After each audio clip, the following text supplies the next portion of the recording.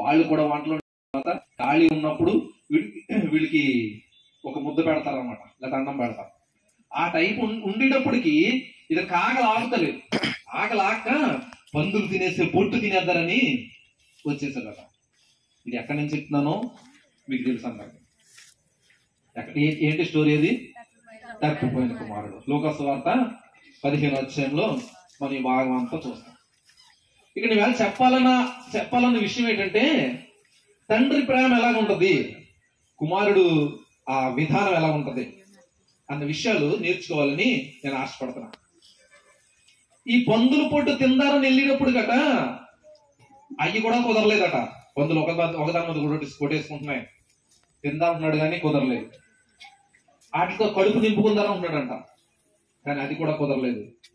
అప్పుడు అనుకున్నాడంట, అయ్యో నా పరిస్థితి ఏంటి, నేను తండ్రి దగ్గర ఎలా ఉండేవాడిని, నా తండ్రి దగ్గర రాజభోగాటగా ఉండేది, నా తండ్రి దగ్గర అనేక మంది పనోళ్ళు ఉండేవారు, అక్కడేమో పనోళ్ళకి కూడానేమో సమృద్ధిగా ఆహారం దొరికేది, ఇక్కడేమో ఒక పూట కూటి కోసం ఇది మొత్తం ఈ ప్రాంతం అంతా తిరిగేసాను, ఉద్యోగం రాలేదు, పోనీ ఎవరన్నా ఒక ముద్ద పెడతాడంటే ముద్ద కూడా దొరకలేదు. అలాగని చెప్పేసి పందులు పెంపకం దగ్గరకు వచ్చి పందులోడి దగ్గరకు వచ్చినా నాకు ఆహారం దొరకలేదు, పందు పొట్టు తిని కడుపు నింపుకుందరన్నా అది లేని పరిస్థితి అని చెప్పేసి ఎక్కెక్కి ఏడడం మొదలెట్టాడంట. ఏడడం మొదలెట్టాడు. అప్పుడు తలంపు వచ్చింది, అయ్యో నా తండ్రి దగ్గరికి వెళ్ళిపోతే గనక ఈ నా దగ్గర అక్కడ నా తండ్రి దగ్గర పనిచేసే వాళ్ళు ఒక పనోడిగా ఉన్నా నాకు కడుపు నిండా అన్నం దొరుకుతుంది అని చెప్పి నా తండ్రి దగ్గరికి వెళ్ళిపోతాను. నా తండ్రి దగ్గర ఇలాగ అడుగుతాను, తండ్రి నీకు పరలోకమున్న తండ్రికి కూడా నేను చాలా విరోధంగా పాపం చేశాను, మీ దగ్గర డబ్బు పట్టుకెళ్ళిపోయాను, ఖర్చు పెట్టేశాను, వృధాగా వ్యసనాలకి ఖర్చు పెట్టేశాను, నా డబ్బు అంతా అయిపోయింది, నా ఇష్టానుసారమైన జీవితాన్ని జీవించాను, నా జీవితం ఏమైపోయిందో తెలియని పరిస్థితులకు అయిపోయింది, నన్ను క్షమించండి అని ఒక్క మాట అడిగితే నా తండ్రి చేసుకుంటాడు అని చెప్పి మనసు కలిగిన వాడే తనకి జ్ఞానం వచ్చినప్పుడు బుద్ధి వచ్చినప్పుడు వెళ్ళిపోదారని నిశ్చయించుకున్నాడంట. నిశ్చయించుకుని తండ్రి దగ్గరికి వెళ్ళి, అంత దూరంలో తండ్రి ఉన్నాడంట, తండ్రి దగ్గరికి వద్దారని సమీపించేటప్పటికి ఇక్కడి నుంచి చూడండి దేవుని మనసు ఎలా ఉంటుందో, కుమారుల పట్ల మనసు ఎలా దేవుడు కనపరుస్తాడో ఆ ఉదాహరణ యేసుక్రీస్తు ప్రభువు చెప్పారు. ఇక్కడ దూరం నుంచి కుమారుడు వచ్చేటప్పటికి తండ్రి ఎదురు చూస్తున్నాడంట అక్కడి నుంచి.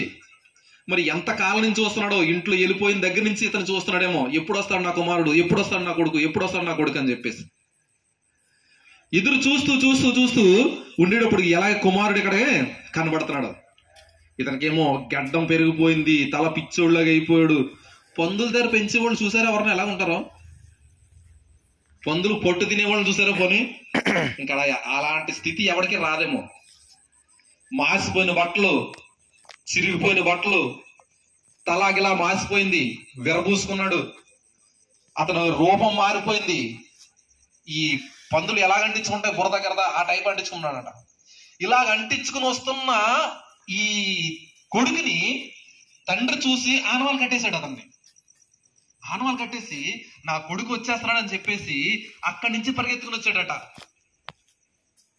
తండ్రి ఉన్న చోటు నుంచి పరిగెట్టుకుని వచ్చి కుమారుని చూసి గబగబా వచ్చి తనని కౌగిలించుకున్నాడు.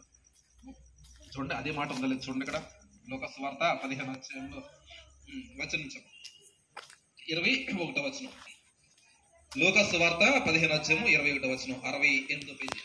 Hello my dear brothers and sisters, praise the Lord all of you. Now I am in Kottur, our ministry place. 8th year Christmas celebration. Today night believers are gathering, children are gathering, prayers, Bible reading, and now believers are listening the message. My brother Rajshekhar, please pray for our church and children ministry. Please pray for our Kottur village, Achanpet area, Raidapalam. Okay, now I am so happy పాదములకు చెప్పులు తొడిగించి క్రొవ్విన తోడను తెచ్చి వధించుడి, మనము hello తిని సంతోషించదము. ప్రియమైన సహోదరి సహోదరులారా, మన ప్రభు నామంలో మీ అందరికీ శుభవందనాలు తెలియజేస్తున్నాను. తనకు బుద్ధి వచ్చిందంట. మరి నా పేరు మీ అందరికీ తెలుసు, పాస్టర్ శామ్యూల్ కుట్టి ఫ్రమ్ కాకినాడ చిల్డ్రన్ మినిస్ట్రీ. ఆకలిగా ఉండవలసిన పరిస్థితి లేదు. అతను బుద్ధి ఈ రోజున మరి కొత్తూరు గ్రామంలో జ్ఞానం వచ్చినప్పుడు 8వ సంవత్సరం క్రిస్మస్ వేడుకలు జరుగుతా ఉన్నాయి. కొడుకు ఇంకా తండ్రి దగ్గరికి వెళ్ళలేదు. ఇప్పటి వరకు పాటలు పాడారు, ఆనవాళ్ళు కట్టి పరిగెట్టుకు యాక్షన్ సాంగ్స్ కొరియోగ్రఫీ అయింది, బైబిల్ రీడింగ్ కూడా అయింది. ఇప్పుడు మా అన్నయ్య రాజశేఖర్ గారు దేవుని యొక్క వాక్య భాగాన్ని అందిస్తా ఉన్నారు. విశ్వాసాలైన వాళ్ళందరూ కూడా వింటా ఉన్నారు. మరి ఇది నాన్న చక్కటి వాతావరణం ఇచ్చిన దేవాదేవునికి ప్రార్థన చేసిన మీ అందరికీ కూడా మా నిండి హృదయపూర్వక వందనాలు తెలియజేస్తా ఉన్నాను. దయచేసి మా heavenly lamp church and children ministry కొరకు ప్రార్థన చేయండి. పర్ల గొరిపిల ప్రార్థన మంది కొరకు ప్రార్థన చేయండి. మరి మేము గొడరగొండ ప్రాంతంలోను, కొత్తూరు గ్రామంలోను, గాగిలగూడ ప్రాంతంలోను, కొత్తగా అవంతి నగర్ ఏపీఎస్పీ దగ్గర ఉన్నటువంటి ఇంద్రబొమ్మ గాంధీ లోపల కూడా మేము క్రిస్మస్ వేడుకలు ఈ రోజున కార్యక్రమాలు జరిగించడం జరిగింది. మరి నూతన సంవత్సరంలో ఇంకా అనేకమైన ప్రాంతాల్లో దేవుడు మమ్మల్ని బహుగా వాడుకునేలాగా మరి మా కొరకు, మా టీం మెంబర్స్ పరిచయ కొరకు ప్రార్థన చేయవలసిందిగా ప్రభుపేట మనం చేస్తా ఉన్నాం. మాతో పాటు మరి సల్మాన్ హెప్సిబా గారు సహకారిగా ఉంటున్నారు. అలాగే రాజశేఖర్ పాస్టర్ గారు, అరుణక్క మాకు సహకారిగా ఉంటున్నారు. నా సత్యమణి స్టెల్లా కూడా మాతో ఉంటూ మమ్మల్ని ప్రోత్సహిస్తూ మీ అందరి ప్రార్థనల వలన ఈ రీతిగా క్రిస్మస్ వేడుకలు 2020 సంవత్సరంలో జరిగించడానికి దేవుడు సహాయం చేసినందుకు వందనాలు తెలియజేస్తూ